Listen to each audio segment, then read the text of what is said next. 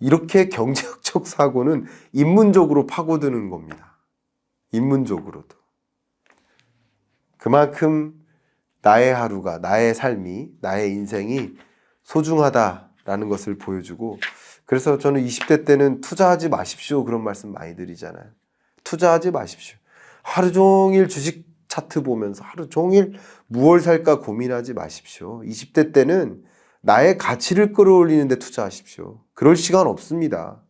주식 투자해서 얼마 벌 시간 없습니다. 주식 투자 그거는요, 더 나중에 사회에 진입하고 나서 하셔도 늦지 않습니다. 20대 때는 나의 본연의 가치를 끌어올리십시오. 그래야 됩니다. 그게 경제학적 마인드입니다. 왜 경제학하는 이코노미스트가 투자하지 말라고 하는지 이해가 안 되지. 그러니까 투자하지 말라는 뜻인 겁니다.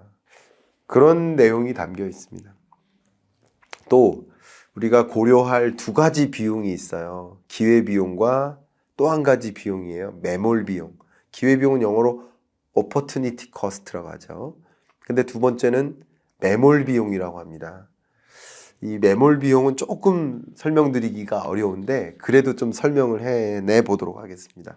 제가 구두로 설명드리고 읽어드리면 더 이해가 쉬울 것 같아서 구두로 먼저 설명드릴게요. 매몰비용. 이게 매몰비용은 영어로 이제 썬크죠, 썬크. 썬크라는 단어. 여러분, 싱크가 가라앉다죠. 그것의 과거 분사가 싱크, 썬크 이렇게 외우셨을 겁니다. 저도 고등학교 때 외웠던 기억이 나가지고 갑자기 그 썬크 코스트가 그겁니다. 매몰 비용. 이게 뭐냐? 한번 이미 물속에 빠져버린 것이다. 이미 매몰돼 버린 것이다. 이미 쓰여진 것이다. 그것을 후회하지 마라 이거예요. 지금은 그러니까 이게 마치 조건부 확률이랑 좀 비슷한 개념인데 말씀을 가장 쉽게 설명드리면 이래요.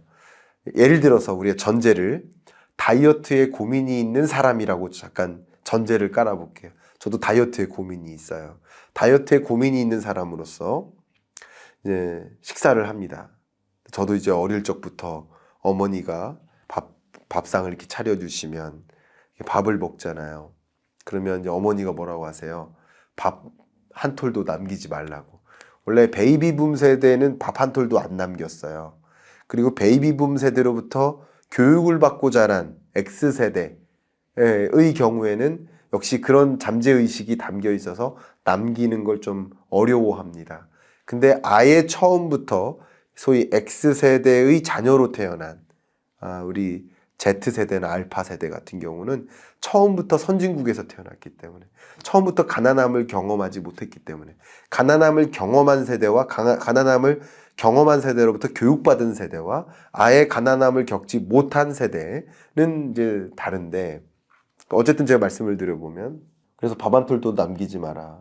그 밥 한 톨에 담겨 있는 농부의 피와 땀 생각해봐라. 절대 밥 한 톨도 남기지 마라. 이런 말씀을 많이 저도 듣고 자랐거든요. 근데 매몰 비용, 경제학적 관점에서 그것을 생각해보면 자, 식사를 하다가 밥을 반 공기 남겼어요. 근데 밥 반 공기에는 어마어마하게 많은 농부의 땀과 피와 그런 것들이 담겨 있죠. 그리고 그게 공급사슬을 통해서 전달이 되다가 소위 우리 아버지의 노력과 그 돈 벌기 얼마나 힘듭니까? 이렇게 어려운 경제 국면에, 그죠? 그렇게 해서 벌어서 만든 게 이 밥인 거예요. 그러니까 그거 남기지 마라 이거죠. 근데 경제학적으로는 그 밥을 구매하기 위해서 그 밥을 만들어내기 위해서 들어간 시간과 비용은 이미 매몰돼 버린 거예요.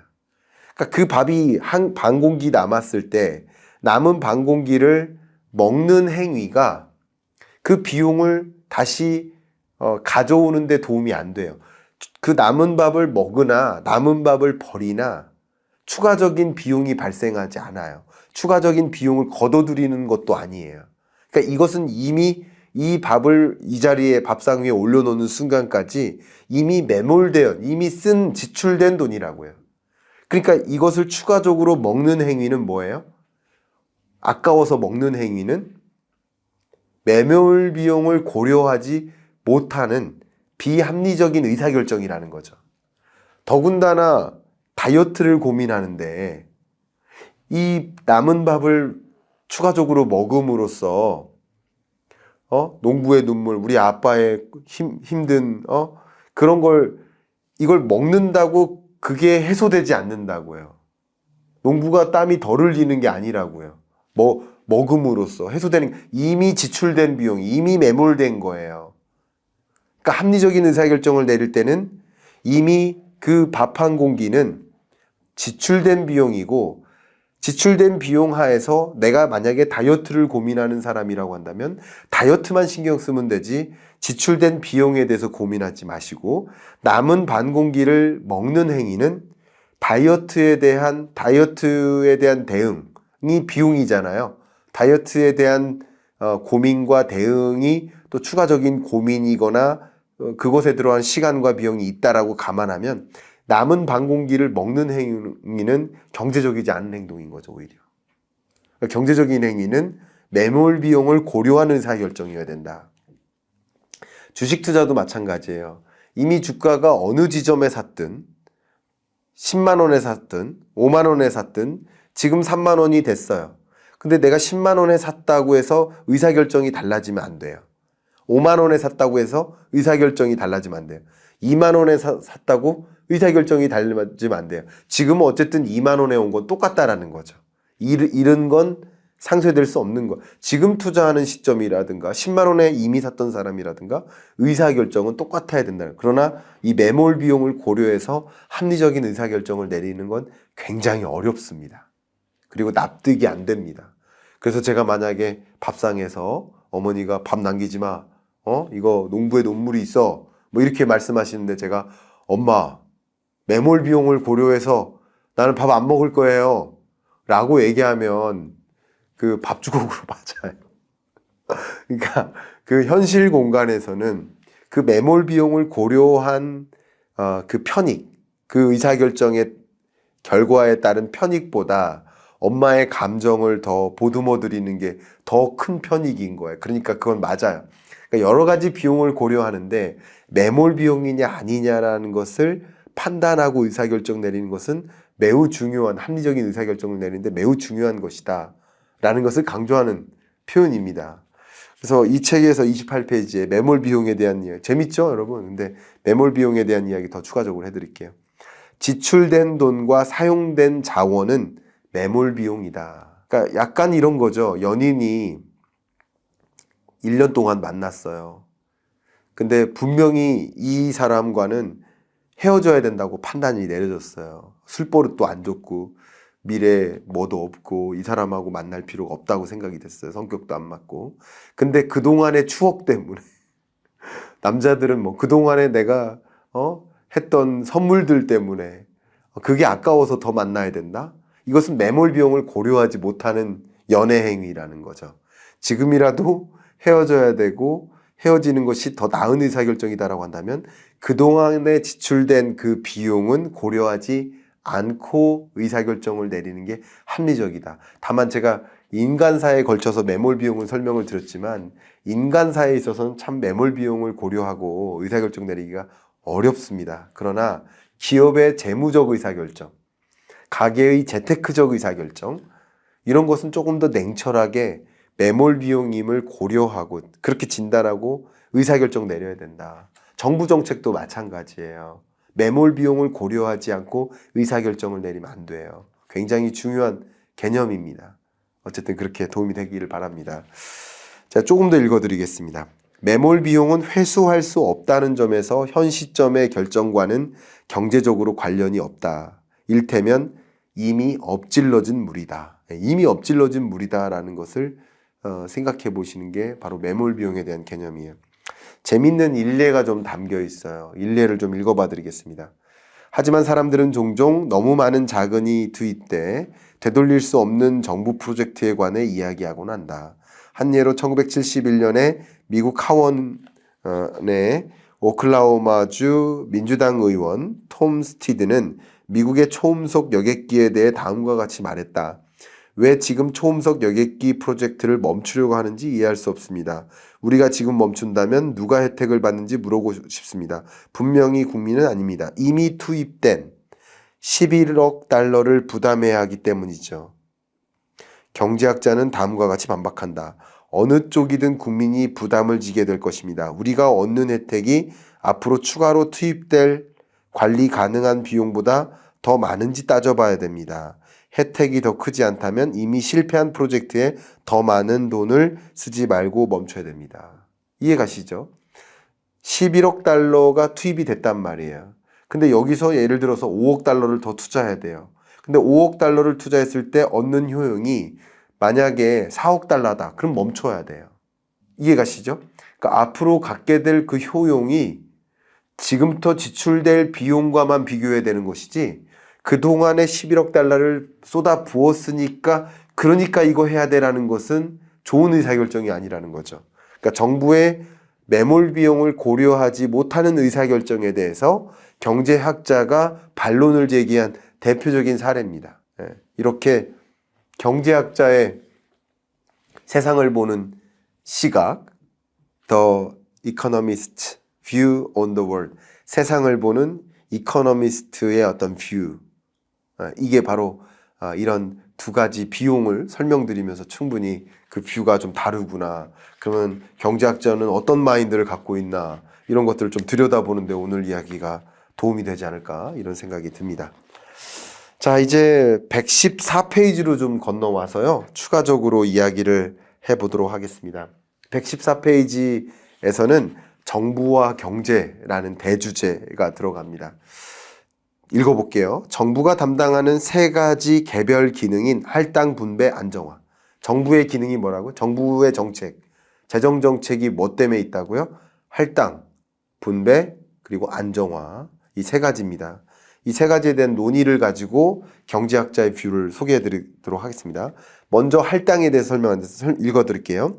할당은 정부가 특정한 세금이나 지출 또는 규제 프로그램을 통해 경제가 생산한 상품과 서비스의 제공 방법을 개선할 수 있는지 아닌지를 다룬다. 두 번째, 분배. 이런 국가의 정책으로 누가 혜택을 보고 누가 피해를 보는지에 초점을 둔다. 그리고 마지막 세 번째, 안정화. 모든 세금 지출 통화 정책이 총고용, 생산, 가격에 어떤 영향을 미치는지를 묻는다. 이 세 가지 기능 가운데 하나와 중요하게 연관된 정책들은 나머지 두 기능에도 영향을 미친다. 이렇게 이야기가 있는데요. 여기서 예를 담았어요. 예를 먼저 읽어드리고 그 다음에 이야기를 좀 해드리도록 하겠습니다. 미국의 환경정책은 제품 생산이 아니라 공기를 더 깨끗하게 만드는 일에 자원을 사용하려 한다. 그러나 이렇게 할당할 경우 일부 기업의 소유주와 직원은 이득을 얻지 못하지만 나머지는 손해를 보기 때문에 분배 문제를 초래한다. 마찬가지로 고속도로를 건설하는 결정도 자원의 할당에 변화를 가져오지만 육체 노동자들에게 일자리를 제공함으로써 더 많은 소득을 얻게 할 것이다. 그러니까 정부의 이 세 가지 기능은 분리된 것이 아니다. 이런 문장이 있죠. 뗄래야 뗄 수 없는 관계다. 그러니까 이 정부의 의사결정을 경제적인 관점에서 좀 해석을 해본다면 정부는 어쨌든 세입을 거두죠. 조세를 받죠. 그럼 세입으로 받은 그 조세를 가지고 세출을 하는 게 정부예요. 세출을 하는데 어디다 쓸까? 그게 할당인 거죠. 얼로케이션. 근데 할당을 하는 과정에서 정부가 만약에 그냥 효율성이라는 잣대를 가지고 할당한다 라고 만약에 가정해 보면 일단 중소기업이나 소상공인을 고민하는 게 효율적일까요? 아니면 당장 그 효율성을 생각해 보면 대기업이 더 많은 돈을 벌 수 있게 대기업들이 더 수출을 더 많이 해낼 수 있게 지원해 주는 게 더 효율적일까요? 효율적인 효율성만 생각해 보면 할당만 고민한다면 당연히 대기업이겠죠. 근데 분배 문제도 동시에 고려해야 되고요. 그리고 특정에게만 할당을 하거나 할당량이 너무 무분별하게 많아지면 예를 들면 정부가 정부 부채에 의존해서 재정을 너무 많이 투입하다 보면 또 재정 건전성이 위태위태하겠죠. 불안정해지겠죠. 그러니까 이런 것들을 고려하면서 정부의 정책을 이끌어가는 것이다 라는 이야기입니다.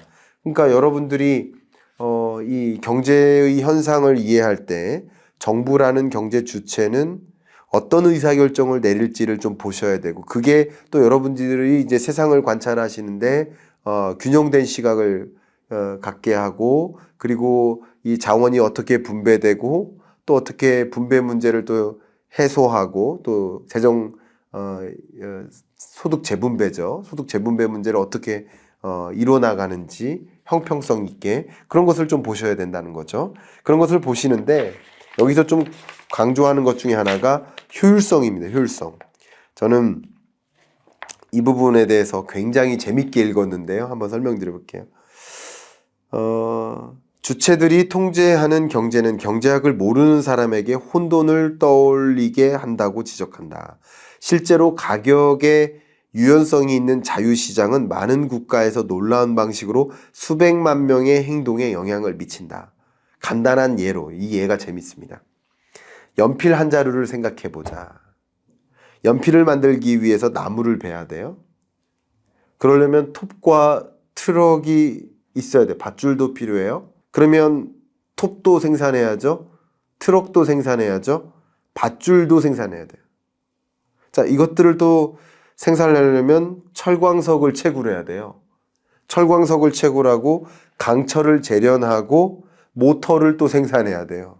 모터를 또 생산하기 위한 고민도 또 시작된다면 또 옛날로 돌아가야 되겠죠.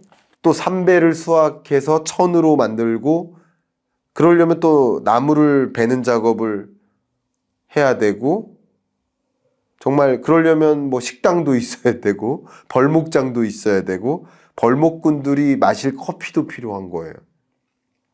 벌목이 끝나면 제재소에서 통나무를 판자로 만들고, 그런 작업이 있고 나면 연필심을 만들어야 되는데, 연필심을 만들려면 스리랑카산 흑연이 필요하고 인도네시아산 유채씨 기름이 필요하고 염화황을 반응을 일으켜서 고무 같은 지우개도 만들어야 되고, 이를 연필 끝에 고정하는 아연과 구리로 만든 황동도 필요하대요. 구체적으로 썼네요.